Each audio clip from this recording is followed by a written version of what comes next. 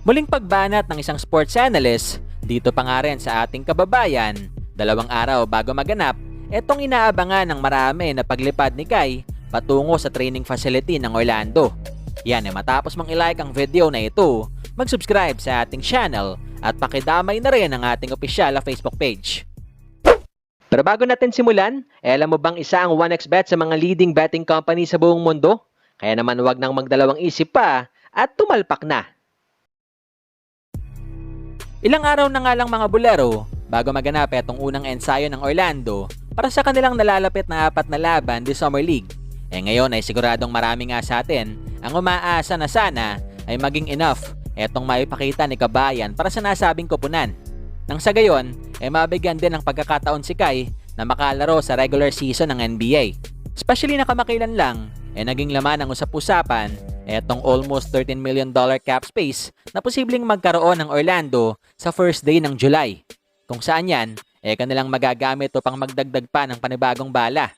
Pero sa kabila nito, ating silipin nga muna mga Bolero, etong muling pagbuwelta ng isang sports analyst dito kay Kai, ilang araw bago ang kanyang inaasahang paglipad sa Orlando.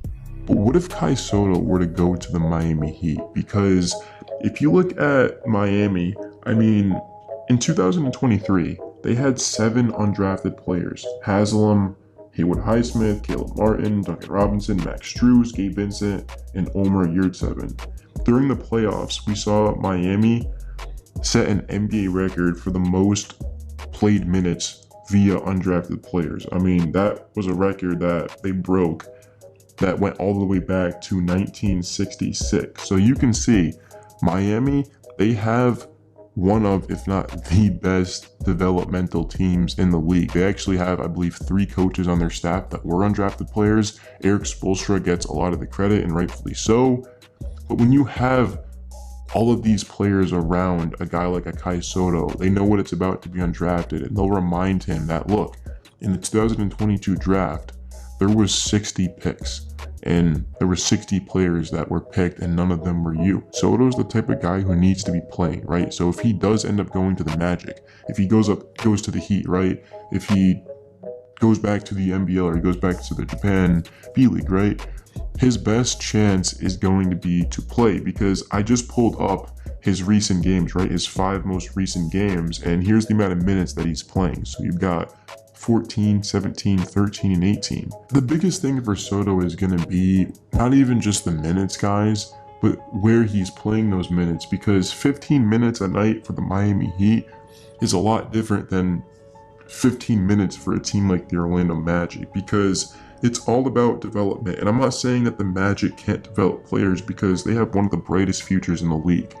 They won, 12 more games last season than the year before that.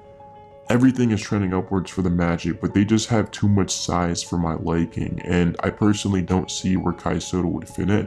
Developing undrafted talent is a big part of Miami's winning formula. I mean, we've also seen other players like Tyler Johnson and Rodney Magruder and Kendrick Nunn and Keith Askins, guys who went undrafted and were able to make a big impact for Miami. And of course, they do have 3 former players who went undrafted on their coaching staff, in Chris Quinn, Malik Allen, and Anthony Carter. So the Heat's player development program is considered one of the best in the league. I think it's fair to say that it is the best in the league. I mean, for the Heat to have had the success that they've had the past couple of seasons is truly remarkable.